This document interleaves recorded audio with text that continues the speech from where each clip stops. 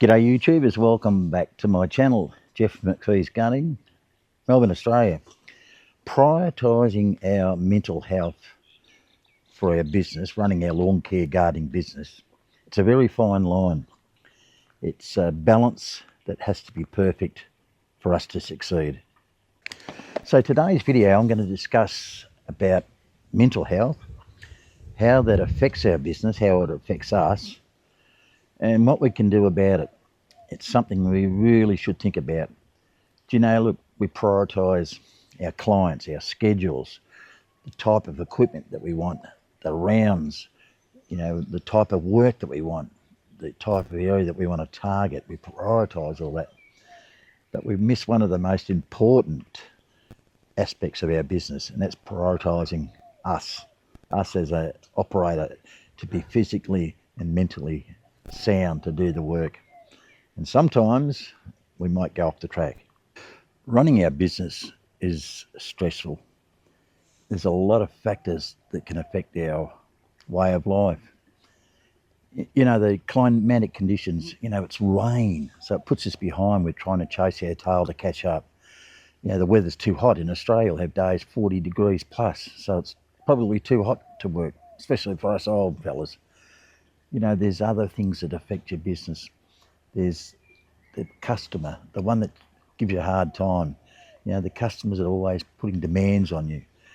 Everyone thinks they're the top customer, and you're trying to satisfy everyone's requirements. So again, you're chasing that tail to keep up. There's financial pressures. You're not probably getting enough in to meet your expenses, perhaps. Or there may be times when you need to spend more time with your family, but you're not. You're away from your family because you're too busy working. And you're getting that line between your private life and your work life. And that's a line that needs to be defined very clearly.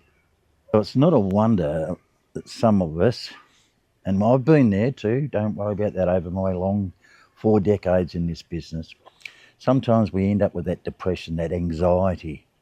It's something that we think it's a part. We think that stress and depression and being anxious is part of the business, right? Wrong, it's not. We've got to define that line, as I said before, between that, work life and that private life.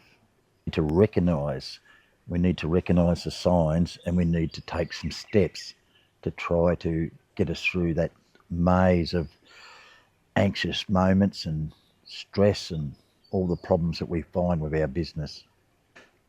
Now, most of us, we're passionate about our business. So sometimes we blur that line between our work and our social and our private life. We become so involved in the business. We're checking emails at 10 o'clock at night. We're taking calls outside of hours. We're taking calls on the weekends. We want to build this business. We've got to try to do everything we can. And we get so passionate, become so involved in the business. And we start working to live. We're not doing it, are we? We're living to work.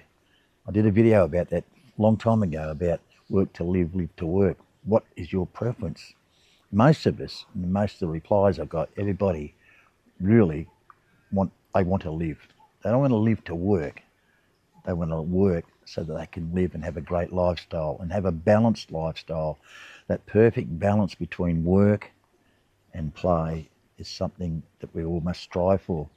So let's have a look at some of the things that we can do. I think time management is very important, that we've got to look at our systems that we've got in place. Have we got systems in place when we're doing work? Are we just taking work on and then just going out and doing it without giving thought to having a program to look at areas to work out the best route density of keeping customers tight, keeping your rounds so that you're not travelling too long if you can. So have systems in place in all aspects of your business. One of the things that we've got to try to do is create some space in our day. We've got to create that wriggle room, that when things go wrong, that we've got the time to deal with it. We've got the time available. Forget about the minute things in business. There has been a saying, and I've said it a lot too, that we go out there to be perfect, to do a perfect job. But sometimes we've got to look at doing the job efficiently, getting the job done that the customer's satisfied. But let's look at that perfection and perhaps scale back on that so that we've got some free time Because if we're striving for perfection, we're spending too many hours on the minute details. Yes, it's good to have the 1%ers. That's what makes our business successful.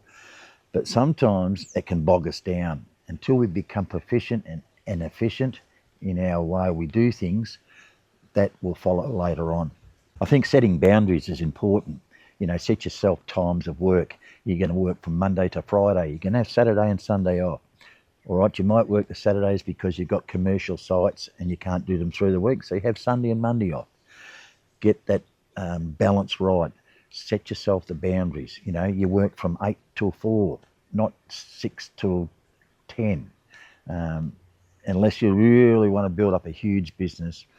But the thing is, you've got to recognise the signs of burnout, the signs of getting tired. Because when we get to that stage, that's when things fall apart. I think setting breaks, regular breaks during the day is very important also. It's just to take some time out, just stop, just smell the roses, just enjoy what you're doing. Because as soon as you stop not enjoying your work, that's when the problems will start to happen. And it's happened to me over the years, and I'll go through this shortly. And of course, the other thing too is to communicate with others in your own field, network with other contractors, because you'll find it the same. And it's okay not to be okay. And I think you need to discuss that. Look, if you've got really serious problems, I'm not a doctor, I'm not a psychologist, please go and get professional help. But the thing is, I think if you talk to others in your same field, it's certainly going to help you a lot. Look, I've gone through the dark days in my early days. I was trying to build up the business. I was working hard. I was working 6-7 days a week. And I hit the wall because I was working too much. I was losing touch with the family. I was losing that purpose why I went into business, because I wanted to spend time with the family and also have a good lifestyle. And I threw that out the wall because that line of blur between working and my social and private life, there was a big blur, and it started to affect me emotionally, and I got depressed about it. When I got depressed about it, I got tired, and because I got tired, the work would take longer, and therefore I was working longer hours to get the income in. And I had to change. I had to stop and think about which way I want to go. Start working smarter and not harder with some of the small issues that I got there eventually. Now, the other end, I can retire. I can finish up work and then I can do something else. But I don't want to. I want to do both. I can do both as long as I don't blur the line between working and doing the things like travelling and doing other things in retirement that a lot of other people do. It's good to be able to work too, mainly for being that importance of yourself, of getting up each day and having something to do. The extra funds is good because that can then allow you to get your other things that you want to do. You'd be able to fund your holidays and the little luxuries of life in retirement that perhaps, because we didn't have superannuation back in our early days, and I just make sure if you're young, put as much as you can into it because you're going to need it at the end of the day. Fortunately, health is good on my side. So yes, I can get those depression days even now if I think that perhaps I should be retiring. I want that purpose to get up in the morning and in life.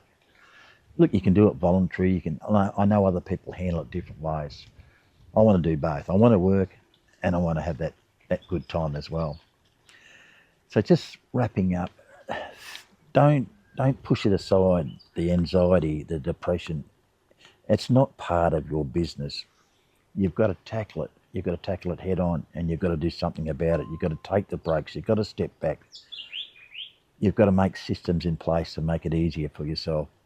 But make sure you define that line between why you went into business, because you have family or other things that you might do, and your work life. Don't blur the line between the two, is what I'm trying to say. Heavy subject, I know, but I reckon, look, I'll tell you why I've done it. I've lost a few friends over the years in the exact same profession that we're in. I've lost them through, they ended their lives because they couldn't see any future. They couldn't define that blurred line. They couldn't define their home life and their work life. And unfortunately, as I say, I've lost a couple over the years, and I always think about that, and I think that I don't want to go down that road, and it's, it's okay to be not okay. And I think if you identify that, take some steps, you're on your way. See you in the next video, viewers. Bye.